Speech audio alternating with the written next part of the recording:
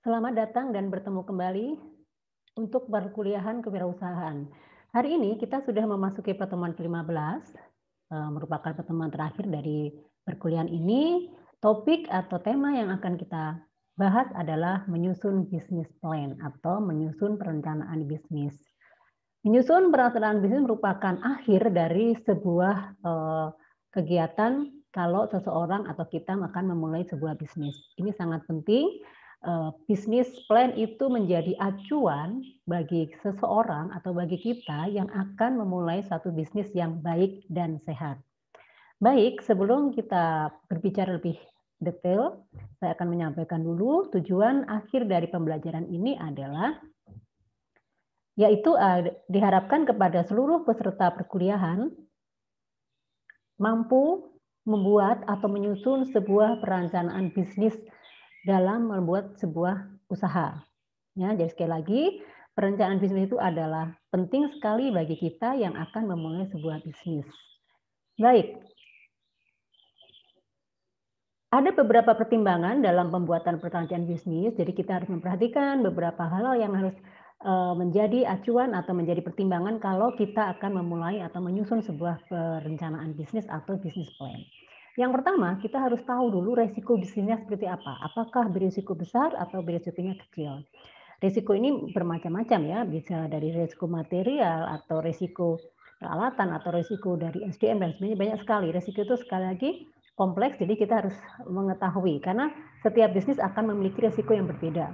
Misalnya kita berbisnis di bidang makanan dengan bisnis di bidang otomotif, tentunya risikonya akan berbeda. Yang kedua, yang perlu dipertimbangkan lagi adalah kerumitan proses produksi dan transaksi bisnis. Yang keempat, membaca rencana bisnis, artinya kita juga harus mempertimbangkan apakah proposal bisnis kita nanti itu bisa diikuti atau bisa dibaca oleh pembaca rencana bisnis kita. Yang berikutnya yang perlu diperhatikan adalah langkah awal menjadi seorang pengusaha atau entrepreneur. Dan yang terakhir adalah yang perlu juga menjadi pertimbangan dalam menyusun sebuah proposal bisnis itu adalah alat bantu dalam mensistemasikan logika berbisnis. Nah, itu harus diperhatikan. Jadi ini sangat penting karena sebuah proposal bisnis atau rencana bisnis yang baik itu tentunya jelas, transparan, mudah dimengerti oleh pembaca, dan mudah dijalankan oleh si pelaku bisnis atau seorang entrepreneur pemula atau startup. Baik, kita akan bahas satu persatu. Kita akan mempelajari atau membahas tentang rencana bisnis dan perencanaan bisnis itu bedanya di mana. Ya, yang jelas rencana bisnis dan perencanaan bisnis itu jadi bisnis plan dan bisnis planning itu dibedakan dari waktunya, kompleksitasnya, struktur dan jangka waktunya. Kita bahas satu-satu. Untuk rencana bisnis sendiri atau bisnis plan itu waktunya di situ ada pembentukan organisasi baru, bisnis plan, rencana bisnis. Tetapi kalau perencanaan bisnis itu memang sudah ada, tinggal dikembangkan. Jadi kita sudah mulai punya usaha, punya bisnis, itu ada pengembangan lagi. Ada pengembangan perencanaan bisnisnya. Misalnya kita akan mengajukan pembukaan cabang, berarti kita membutuhkan dana, tentunya kita akan mengajukan investor, dan itu tentunya harus membuat perencanaan bisnis lagi atau pengembangan dari sebuah bisnis yang sudah ada. Tapi kalau rencana bisnis itu baru mau dibangun, baru atau mau dibuat. Nah ini ya. Terus kompleksitasnya yang jelas karena baru memulai rencana bisnis ya sederhana karena bisnisnya mulai dari awal, dari nol gitu ya. Tetapi kalau yang perencanaan bisnis itu sifatnya ya pengembangan sudah ada, tinggal dikembangkan, tinggal dimodifikasi, terus tinggal melanjutkan kemasannya, peningkatan inovasi dan sebagainya itu di situ. Nah, sementara kalau dilihat dari struktur sendiri, kalau rencana bisnis, sekali lagi rencana bisnis itu adalah pemula atau startup, itu fokus pada 3 hal utama, yaitu ide bisnisnya, pemasaran, dan keuangannya. Ini karena bisnis itu harus ada idenya dulu, terus yang kedua ya bagaimana memasarkannya dan pengelolaan keuangannya atau modalnya ada apa tidak atau mencukupi apa tidak. Sementara karena perencanaan bisnis itu pengembangan berarti sudah mencakup pengembangan semua struktur dan fungsi organisasi karena sekali lagi pengembangan ekspansi. Dan untuk jangka waktu sendiri rencana bisnis itu kalau bisnis awal atau pemula itu dikasih waktu atau biasanya proses membangun itu pendek ya, 3-7 tahun, sementara perencanaan itu biasanya yang sudah berkembang, sudah berjalan lebih dari 10 tahun. Nah, seperti itu ya. Lanjut, dalam memulai bisnis, itu kita ada beberapa pengertian, ada 3 ya. Ini adalah, bisnis itu adalah things to do. Ya, tidak hanya bisnis tetapi tidak hanya melakukan, tapi melakukan sesuatu untuk memulai sebuah bisnis. Nah, bisnis itu bisa disebut juga sebuah transaksi, karena bisnis itu pasti akan ketemu konsumen dan produsen, pembeli dan penjual, di situ akan terjadi transaksi, nego dan sebagainya. Jadi tentunya di bisnis itu syaratnya atau cirinya pasti akan ada seperti itu. Kalau bisnis itu sekali lagi ada melakukan sesuatu, do something, ya. Terus yang kedua terjadi transaksi, dan yang ketiga adalah sebuah organisasi yang memang dibangun untuk menciptakan suatu pemenuhan atau kegiatan dalam memenuhi kebutuhan hidup dan jasa, ya. Terus yang identiknya dengan transaksi dan keuangannya. Nah, di sini juga ada yang provider atau penyedia kebutuhan dan jasa dan barang, dan juga termasuk pemenuhan kebutuhan sosial atau kebutuhan manusia. Ini adalah dasar atau pengertian bisnis itu di situ apanya? Do something, transaction adalah memenuhi atau penyedia kebutuhan barang dan jasa, dan juga untuk memenuhi kebutuhan sosial. Nah, apa itu rencana bisnis? Yang jelas rencana bisnis itu atau sering dikenal dengan business plan itu merupakan dokumen tertulis semacam proposal yang merinci seluk-beluk usaha atau bisnis, yang menceritakan secara rinci, detail, seluk-beluk usaha atau bisnis yang baru kita mulai, yang baru kita rintis. Nah, sementara bisnis plan sendiri itu di dalamnya menyangkut informasi status saat ini, karena membangun ya memang baru mulai, terus kebutuhan yang akan datang, proyeksi atau bisa rencana kira-kira bisnis kita saat ini seperti apa, ke depan itu seperti apa, dan itu hasil yang diharapkan dari sebuah bisnis itu harus tertuang dengan jelas, karena rencana bisnis itu harus menarik. Kalau tidak menarik, itu juga tidak akan bisa berjalan, tidak akan bisa berkembang. Nah, berikutnya, proses kewirausahaan itu dibedakan seperti ini. Kita tahu bahwa kewirausahaan atau entrepreneur itu diawali dengan adanya peluang, terus kita memiliki sumber daya, dan kita memiliki tim atau yang bisa mengembangkan mengerjakan bisnis itu, Mang. Jadi kalau tidak ada peluang ya kita tidak bisa membuat sebuah bisnis. Biasanya ada ceruk atau peluang itu kesempatan ya yang kita manfaatkan dengan mengoptimalkan sumber daya dan tim. Nah, jadi perusahaan itu, kalau misalnya perusahaan atau bisnis yang sifatnya lebih ke organisasi, itu biasanya harus ada tim. Kalau misalnya bisnisnya sifatnya personal, perorangan, ya memang tidak harus tim, tapi timnya juga kita membangun tim pada diri sendiri. Kita mengatur keuangan, manajerialnya, semuanya diatur sendiri. Tetapi kalau untuk bisnis yang besar, seperti organisasi, tentunya harus ada tim, ada pembagian tugas yang jelas. Karena untuk mewujudkan kewirausahaan itu harus ada sinergi dan komprehensif antara satu tim atau satu orang dengan tim yang lainnya harus berkorelasi atau saling mendukung.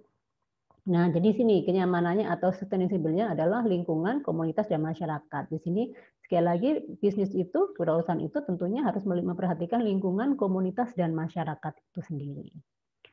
Berikutnya, rencana bisnis sama dengan atau disering sebut juga rencana bisnis situasional. Yang dimaksud situasional itu adalah bisnis atau rencana bisnis yang dibangun karena kondisi situasional, kondisi kekinian, kondisi saat ini. Jadi rencana bisnis itu bagaimana membangun sebuah rencana bisnis yang tidak cepat, maksudnya tidak cepat usang. Artinya bisnis itu akan bisa bertahan lama. Nah, itu yang harus kita hindarin. Kalau situasional itu terkadang karena the power of kepepet itu baru dibentuk, tapi biasanya itu akan menjadi tidak bisa langgeng karena memang kan tidak terencana, tidak terplan. Tetapi yang baik adalah seorang pengusaha itu harus bertindak cepat dan juga harus ulet, sabar, melihat kondisi dan melakukan perencanaan atau rencana bisnis yang matang, karena situasional juga sebetulnya tidak selamanya jelek, tetapi juga bisa menciptakan atau memunculkan sebuah ide bisnis, ya, sebuah ide bisnis. Berikutnya, rencana bisnis yang baik itu, ya, itu yang pertama, ringkasan atau cerita atau makalah dalam rencana bisnis itu sebaiknya satu, singkat dan padat. Terus yang kedua adalah tersusun rapi secara terorganisir dengan penampilan yang menarik.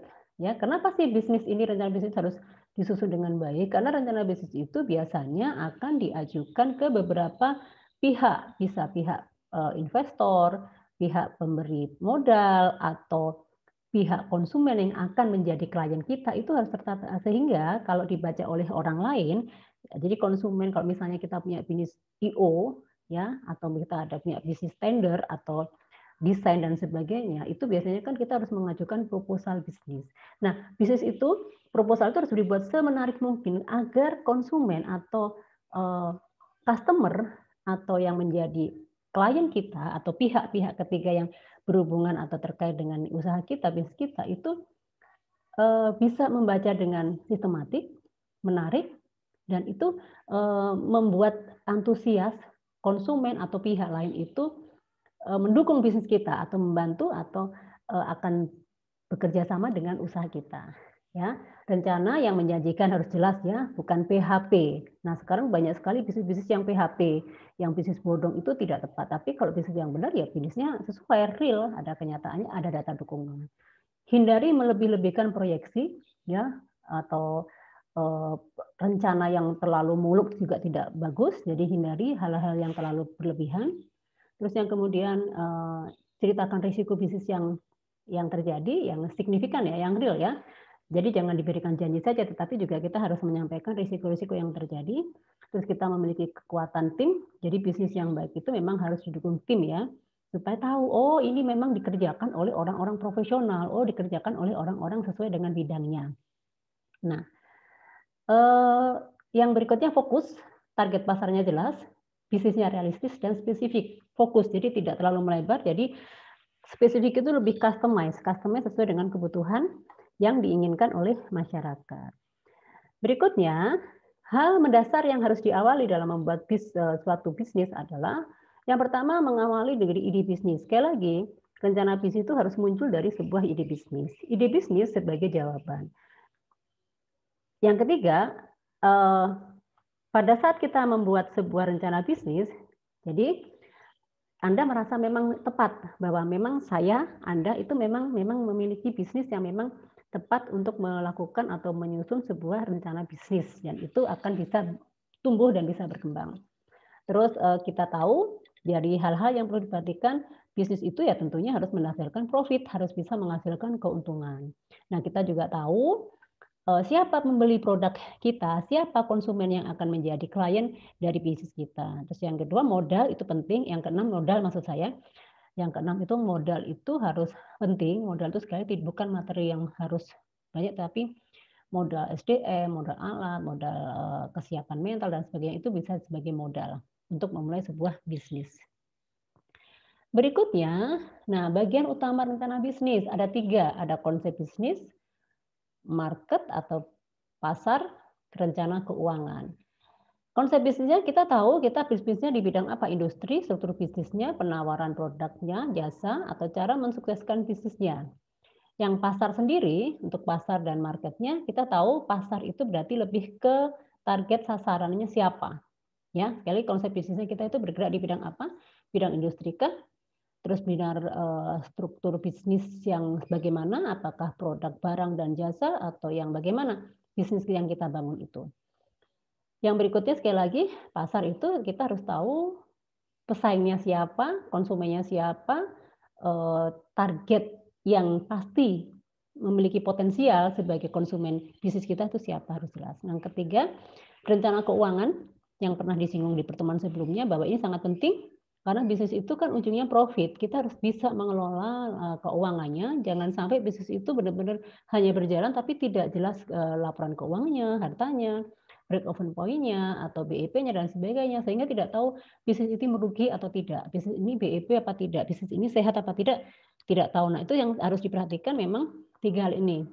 Jadi lebih ke bisnisnya, marketingnya, sama ke keuangan. Tadi udah disinggung di awal. Nah, berikutnya komponen bisnis ini. Ingat, dalam membuat rencana bisnis itu akan ada 7 bagian terpenting yang harus dituangkan dalam sebuah proposal. Ya, tadi proposal bisnis itu adalah sebuah urut-urutan rangkaian. Ya, jadi ini harus ada. Yang pertama harus ada rangkaian eksekutifnya. Ya, yang kedua adalah bisnis analisisnya. Jadi harus memaparkan bisnis analisisnya sebagaimana, tapi ringkasan eksekutif itu biasanya dibuat setelah kita menuliskan nomor 2, 3, 4, 5, 6, 7 ini baru dibuat ringkasan. Ringkasan itu summary-nya dari semua yang akan dituangkan di sini. Nah, ini boleh menyusul ringkasan eksekutifnya. Biasanya nomor 2 dulu, analisis bisnis, strategi pemasaran, persaingan, rencana desain dan pengembangan, rencana operasi dan manajemen, analisis rencana keuangan, disusun dulu, dijelaskan satu-satu, itu baru nanti terakhir baru dibuatkan ringkasan. Namanya summary itu diambil dari isi. Nah, dari mana kita bisa membuat ini? Semua sudah dijelaskan di pertemuan-pertemuan 1 sampai pertemuan 14, ada semuanya, pemasarannya seperti apa, analisis bisnisnya seperti apa, persaingannya seperti apa, rencana desain dan pengembangannya seperti apa, terus manajemennya seperti apa, dan keuangannya. Nah, ini yang harus diperhatikan. Silahkan Anda membuka kembali materi-materi atau modul di pertemuan-pertemuan sebelumnya. Ini sangat penting. Baik, kita lanjutkan. Nah, ringkasan eksekutif isinya apa? Nah, kalau misalnya garis besarnya seperti ini. Ringkasan eksekutif itu isinya adalah konsep bisnis. Jadi kita menceritakan konsep bisnis. Yang kedua, misi perusahaan. Yang ketiga, produk jasanya apa yang kita rencanakan. Terus persaingannya bisnis itu ada apa tidak, targetnya siapa. Terus pasarnya seperti apa, strategi pemasarannya seperti apa, atau bagaimana cara memasarkan bisnis kita atau rencana bisnis kita itu seperti apa harus dituangkan di awal. Ya, bermacam-macam. Jadi setiap bisnis akan memiliki strategi pemasaran yang berbeda-beda. Ini ada rangkaian eksekutifnya. Nah, berikutnya gambaran perusahaannya. Nih, jadi menuliskan tentang identitas perusahaan, nama, lokasi, brand hukum, menceritakan visi dan misi perusahaan, gambar sekilas tentang produk jasa, jadi kita mengenalkan produk kita, bisnis kita itu seperti apa. Terus sejauh ini kita itu new atau baru lahir atau inovasi atau pengembangan. Jadi kalau pengembangan itu sudah pernah ada, terus kita mengembangkan dengan inovasi yang terbaru. Terus status hukum kepemilikannya seperti apa. Terus bagaimanakah dengan kita yang baru memulai, baru membangun, apakah sudah ada ini semuanya? Kita harus dibuat dengan minimal dengan alamat rumah kita masing-masing ya, karena bisnis itu bisa dimulai dari tidak harus kita punya ruangan punya gedung sendiri, harus sewa dan sebagainya, tapi minimal kita sudah bisa memulai dari rumah kita. Ibaratnya kita mulai dari rumah kita, entah di satu ruangan dan sebagainya, kita harus memiliki visi misi, terus kita harus melihat perkembangannya seperti apa. Nah, status hukumnya yang jelas ya karena kita yang ownernya, karena kita diminta untuk membuat untuk kepentingan bisnis kita sendiri, ya berarti status hukum dan kepemilikannya adalah milik perorangan atau pribadi. Ini gambaran perusahaan. Yang ketiga adalah strategi pemasaran. Nah, sekali lagi ini sudah pernah dibahas di pertemuan-pertemuan sebelumnya tentang bagaimana strategi pemasarannya. Kita harus tahu tentang tren dan pertumbuhan industrinya, gambaran pasarnya, ukuran dan tren pasarnya, peluang strategi, target pasar, dan karakteristik pasar. Jadi kita harus mengambil karakteristik pasarnya seperti apa. Tinggal kita buka kembali ke modul kita tuangkan di situ. Yang berikutnya adalah analisis persaingan. Nah, ini sangat penting analisis persaingan ini kita supaya melihat bahwa kita di luar sana bisnis yang setipe, bisnis yang sama dengan bisnis yang kita rintis itu ada tidak? Kalau ada, bagaimana persaingannya seperti ini? Bagaimana perkembangan di pasarnya? Potensinya menjanjikan nggak gitu. Jadi kita kalau bisnis itu jangan yang follower itu artinya yang sedang booming terus kita ikut-ikut. Kalau kita tidak memiliki strateginya, kita tidak memiliki target yang pasar yang pas, kita juga susah menemukan itu. Kenapa? Kita tidak bisa berkembang kecuali kalau kita tahu ini prospek memang bisnisnya saat ini lagi booming misalnya. bisnis yang kekinian, minuman ya kan, minuman-minuman, kopi-kopian itu kan kekinian. Tapi kalau kita tahu ceruknya, kita tahu tentang bagaimana memasarkannya, kita tahu produk kita ini akan disasar ke siapa, itu tidak apa-apa. Tapi kalau kita hanya, oh sekarang lagi musim kopi, kita sekarang lagi musim-musim apa namanya, fried chicken, oh sekarang lagi musim es minuman bubble-bubble. Nah itu kalau kita hanya mengikuti dan tidak tahu bagaimana persaingannya, bagaimana minat pasar, itu juga susah juga. Artinya kita juga sulit. Jadi sekali lagi dalam membuat proposal ini benar-benar ini yang sangat menjanjikan. Tadi disinggung bahwa proposal bisnis itu harus bisa memberikan janji dalam arti prospek kedepannya itu seperti apa atau prospek keuntungannya seperti apa. Ya, ini yang harus diperhatikan. Jadi kita harus perhatikan pesaing, posisi dalam persaingan, distribusi pangsa pasarnya, dan kelebihan dibanding pesaing. Apa keunikannya? Apa kelebihan bisnis kita dibanding bisnis orang lain? Nah, itu dari sini kita harus tahu. Harus mampu menganalisisnya. Nah, berikutnya kita harus membangun sebuah rencana bisnis. Desainnya seperti apa? Yang jelas ya karena desainnya ya kita biasanya melihat resiko-resikonya, kita harus melihat tujuan jangka panjangnya seperti apa dan strategi-strateginya seperti apa, serta membuat jadwal pencapaian. Jadi kita membuat target bulanan, target 6 bulanan, target setahun. Nanti itu ada target itu akan muncul grafik peningkatan. Jadi nanti bisnis kita itu akan masuk ke apa nama introduction ya, tadi dari pengenalan, growth, pertumbuhan, ya kan, maturity, kedewasaan, ataukah kita sampai bisa harus mengalami penurunan. Nah, itu kita dari sini sasaran-sasaran dan jadwal pencapaian itu akan membantu kita, bisnis kita itu akan berada di mana? Apakah selamanya di apa namanya introduction terus, hanya pendatang baru atau dikenalkan saja, atau kita sampai mencapai ke maturity, karena yang idealnya memang harus maturity supaya kalau sudah maturity itu ya pastinya itu sudah secara brand, secara citra sudah dikenal. Jadi itu yang membangun citra, membangun brand itu ya dari posisi atau desain pengembangan kita itu mau dibuat yang seperti apa. Ya.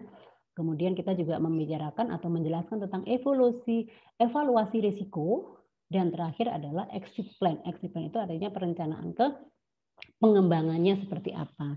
Pengembangan itu bisa inovasinya, bisa desainnya, bisa expand atau pembukaan cabang dan sebagainya, atau kita expand lebih ke membuat franchise dan sebagainya. Itu adalah salah satu rencana, desain, dan pengembangan dari bisnis yang ingin kita capai.